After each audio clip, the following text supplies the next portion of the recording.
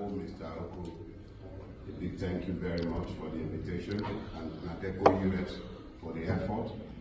Thanks to those who are in attendance.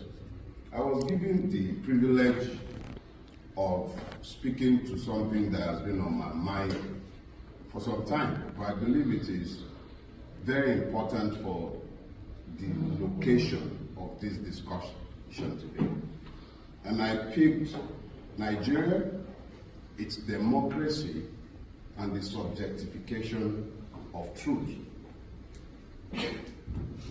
Nigeria does not, I'm known for my definitions. I love defining. If I'm going to talk to a subject, I want to define it first.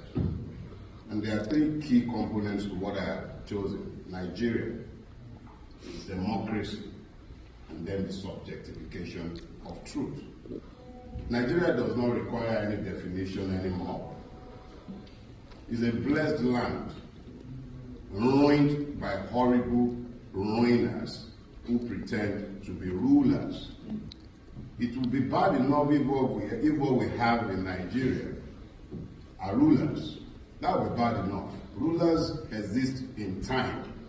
They focus on preservation of power, and they are rarely burdened or bridled by vision. They are content with surviving in power. That is what rulers do. Leaders, on the other hand, are bridled by vision. So they see beyond their lifetime, and they are constrained by their vision in the choices that they would make. Unfortunately for my country, as blessed as it has been cursed by ruiners, never been blessed with leadership. That is Nigeria properly defined. It's democracy, and that will lead me to the third part of what I want to talk about, the subjectification of truth. How do you subjectify truth? That is when you take a common precept, something that has universal application and meaning, and you bring it into a space, and it begins to have a different meaning because of the space of its application. That is the situation with Nigerian democracy, because you actually have to Nigerianize what we have before you might call it a democracy. Democracies are impossible to have in environments where the law does not rule. Citizenship is impossible to uphold in environments devoid of the rule of law. Nigeria is one such environment. In the absence of the rule of law, Nigeria is ruled by impunity.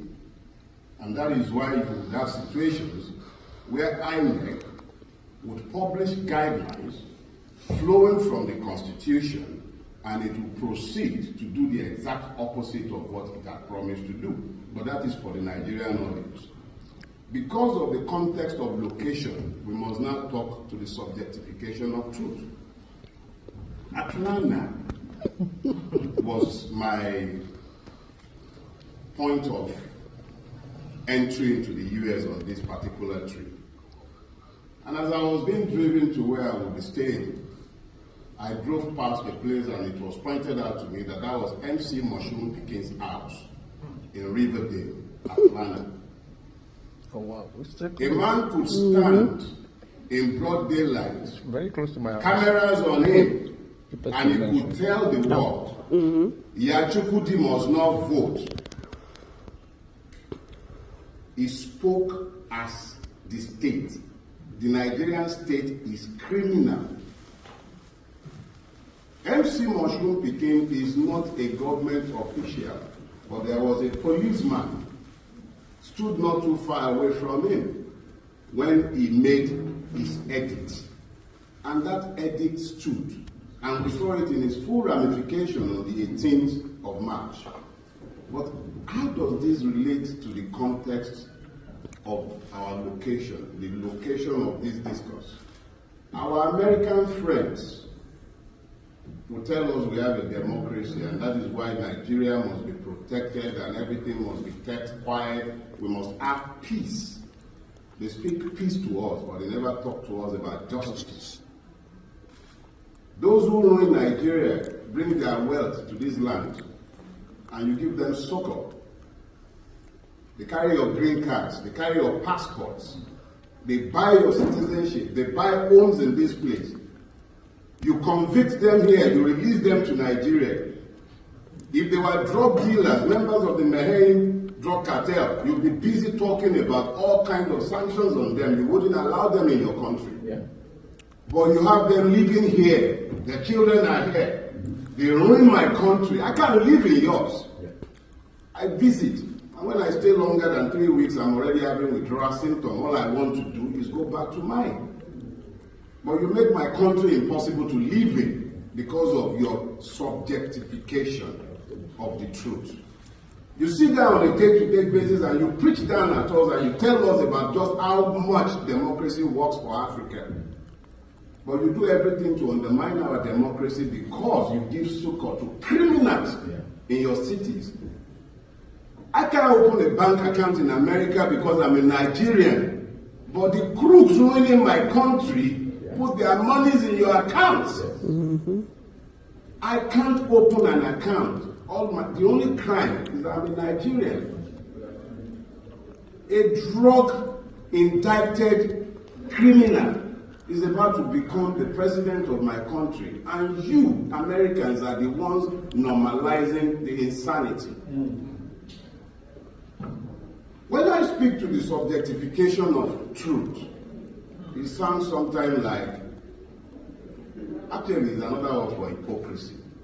The hypocrisy of the Western world, particularly who continues to preach democracy, accountability, rule of law, and the rest to us. Your hypocrisy stinks. I'll show you. A couple of years ago, 3 years now actually, there was a massacre in Lagos State, at the Lekki toll gate to be specific. The West has its highs all over our country. You got your highs in the sky, you're everywhere. We know. You saw what happened. What did the West ever say? I'll tell you. There was a debate in the British Parliament. A certain gentleman, I believe his name is Torgen Hart. And he spoke blithely about how when Gowon relocated to the UK, he went to the UK with half of Nigeria's treasury. Well, I'll tell you something. In my tradition, we have a proverb. The thief does not do as much harm as the receiver of the stolen goods. The West has been the net receiver of our stolen commonwealth. Correct. You have helped to normalize the madness that has overtaken my country. Without you, we will not be in the mess we are in. That's right. When Gowon took the wealth of Nigeria, where did he take it to? Took it to Britain, brought some of it to America, and it is the same. Gowon is merely a type. Every last two-bit criminal who has occupied public office in my country has one form of entry into this country or others like it behind the veneer of Christian correctness. You sit there and you legitimize evil in my own country. I'll tell you another one. A British general was recalled from retirement, and I believe he was sent to jail in addition to being recalled from retirement and dismissed from the army. What was his offense? He claimed about £50,000 more than he was entitled to in child education benefit. That was what this general did. How many Nigerian generals, civil servants, public officers have brought their monies into your coffers? So please, friends owe their friends the truth. If you guys are truly our friends, talking about Americans now, if you are truly our friends, don't preach at us. Don't tell us about all the wonderful things you could do in collaboration with us. And I say this, madam, because you are about the only one who's cared enough about us to even give us your ear. The fact is, I'm not talking to you as a person. I'm speaking to America as a country, its people, and the institutions that govern this country. The truth of the matter is that you have all these, your wonderful Magnitsky Acts and all of that. Use it to go after the criminals running our country. Yeah. I'm not coming to your country on exile. We don't want your exile.